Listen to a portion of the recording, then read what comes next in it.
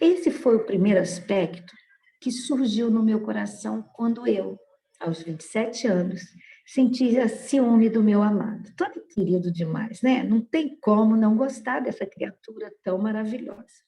Quem conhece José Antônio sabe que ele é aquilo ali em todo tempo e todo lugar. E eu até preciso puxar o freio de mão dele, porque ele é tão simples e tão amoroso que as pessoas confundem, né? Meu Deus, que homem é esse? Eu quero esse homem para mim aí, né? A Leoa entra e diz assim: tudo bem, você pode ter ele como pastor, como amigo, mas ele é meu. Vai fazer 42 anos, e aí ninguém toca. Mas entendi lidar assim. Porque se fosse em outro tempo, eu chegava para ele e dizia: não quero que você abrace a Mônica, não quero que você beije a Dona Penha, não quero que você fique agarrando todo mundo. Esse é o Tony, é a personalidade pastoral transformada que Deus me deu quando eu pedi um homem convertido. E não tem como ser um pastor que não seja amoroso e que não sinta o cheiro das suas ovelhas. Tony, além de pastor, é evangelista. O evangelista, ele vai aonde estão as almas. É o pescador que mergulha para pegar o peixe. E ele não tem nojo do cheiro do peixe. Ele não tem nojo de lidar com as redes. E Tony é assim. Mas eu, mais observadora, mais controladora. Por quê? Porque eu vim de uma infância onde o ciúme foi o motriz da relação de adoecimento do meu pai e da minha mãe. É outra coisa que eu quero que você também guarde no seu coração.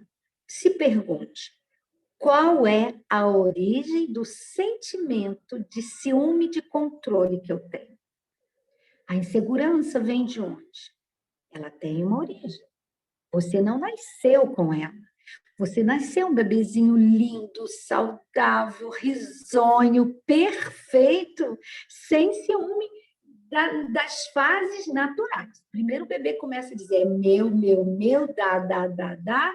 Depois ele entra na fase da socialização, ele vai para a escola e ele aprende a compartilhar o brinquedo, o lanche, ele aprende a dar beijinho, ele aprende a dar abraço, e aí ele entra em outra fase, de que nós não vivemos sozinhos nesse mundo, que precisa compartilhar com os irmãos, né? O tempo do papai, o tempo da mamãe, e a gente aprende.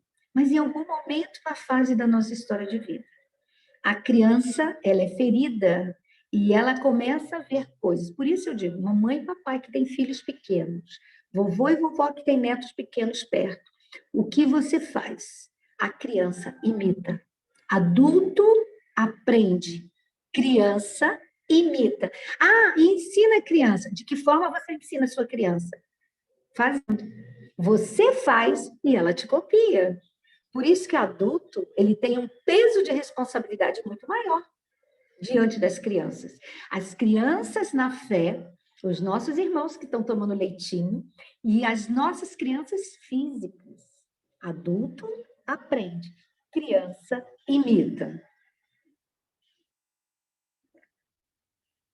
Bom, a morte, ele é comparado ao amor, porque ele é forte.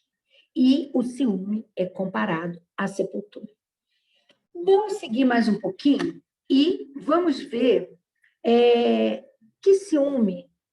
Mas você pode dizer assim para mim, pastora, a Bíblia também fala de ciúme. E se você abrir o Aurélio, você abrir a João Ferreira de Almeida, né? Você vai ler lá, você a NVI, a JFK, você vai ver várias versões falando que Deus é ciumento. Alguns textos vão revelar a natureza de Deus com relação ao povo de Israel, com relação à noiva dele, que é a igreja, né? Mas, é como eu sempre falo, a tradução da palavra de Deus, do espanhol, que era a Reina Valéria, para o português, João Ferreira de Almeida, se perdeu. Então, você vai ler lá, né, em João, no capítulo 3, versículo 16, né, que o Senhor nos ama de tal maneira, é um amor tão profundo, a ponto de ter dado o seu próprio filho, né? É um amor ao extremo. O nosso amor humano, ele não pode ser um amor a ponto de nós dizermos assim, eu sou capaz de matar por esse amor. Nós não temos o direito e não temos o poder de dar vida. E se eu não tenho poder no útero, eu não posso, da noite para o dia, dizer assim, hoje eu vou botar uma sementinha aqui, eu vou transar, vou botar uma sementinha aqui e vou gestar uma criança. Eu tive que esperar 1 ano para fazer isso, porque eu tinha relações e não fecundava. Então, nós não temos poder de gerar vida. Se eu não tenho poder de gerar vida, eu não tenho direito de gerar morte. Por isso, graças a Deus, nosso país não tem pena de morte. Seja qualquer que for, nós não temos direito de matar. Seja um bebê no ventre, seja um adulto, seja uma criança, e seja de forma maldosa, até mesmo um animal. Né? Bom, então, quem ama não sente ciúme. O que você acha? Você acha que quem ama não sente ciúme? Outra pergunta que eu me fiz, que eu imaginei que você faria. É possível amar sem sentir ciúme? Né? O sentimento ciúme e o sentimento amor faz parte das relações humanas, né? Mas é possível controlar a intensidade desse amor. Preste atenção. Eu posso amar, uma mãe pode amar os seus filhos, mas eu não posso sentir ciúmes de um tal jeito que esse ciúme me impeça até de ver os erros dos meus filhos, né? Conhece aquela máxima que diz assim: eu posso falar mal dos meus filhos, mas ninguém pode. Será que isso é saudável? Vamos pensar? Porque, às vezes, uma professora, eu não estou dizendo a sua filhinha, a sua vizinha, a sua amiga que é fuxiqueira, eu não estou falando dessas pessoas. Mas eu estou falando que talvez uma professora, a sua psicóloga, o seu pastor, uma professora mais madura na fé, na escola dominical, possa chegar para você e dizer assim: olha, fulana, o seu filho, ele tem esse comportamento, vamos prestar atenção. E talvez as pessoas nem saibam falar dos defeitos dos nossos filhos ou dos comportamentos fora do normal que nossos filhos estão tendo. Então, o que nós precisamos fazer? Ouvir, acolher no coração e dizer para a pessoa o seguinte: eu vou cuidar disso. Eu vou cuidar disso. E como? Buscando o pai, buscando a avó, buscando outras pessoas da família e conversando com a criança e observando. Será que, de fato, a criança está com aquele comportamento?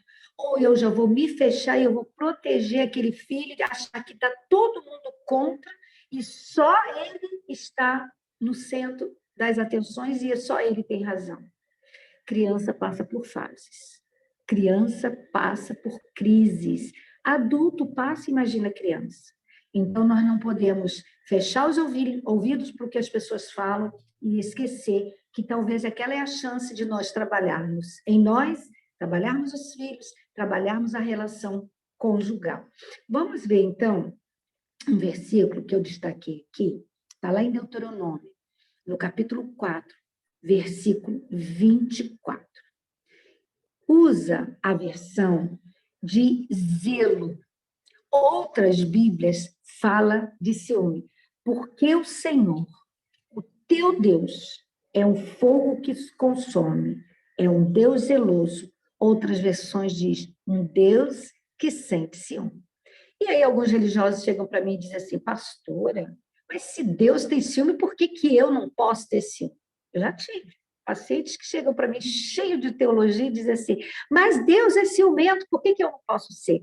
A Bíblia diz que o Espírito Santo tem ciúme de nós, e por que eu não posso ter ciúme da minha esposa? Por que eu não posso ter ciúme do meu esposo?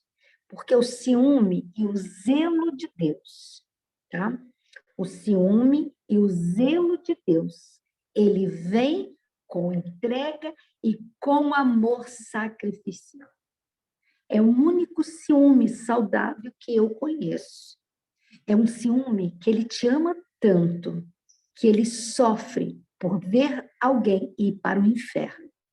E ele resolveu que ele daria conta do ciúme dele, cuidando para que esse homem não se perdesse. Ele criou Adão e Eva para que fossem a melhor versão dele na Terra. Ele juntou a Trindade e falou: Pai, Filho e Espírito Santo, vem cá, vamos criar o homem, vamos preparar um planeta, vamos preparar um jardim, vamos preparar uma natureza com tudo de bom.com, que só eles têm. Eles vão receber o nosso melhor. E eles vão ter liberdade de nos amar, amar a Deus sobre todas as coisas, crescer, multiplicar, povoar a terra e fazer da terra o lugar onde a nossa glória vai ser manifesta. E Deus deu a liberdade ao homem, mas o homem não entendeu isso.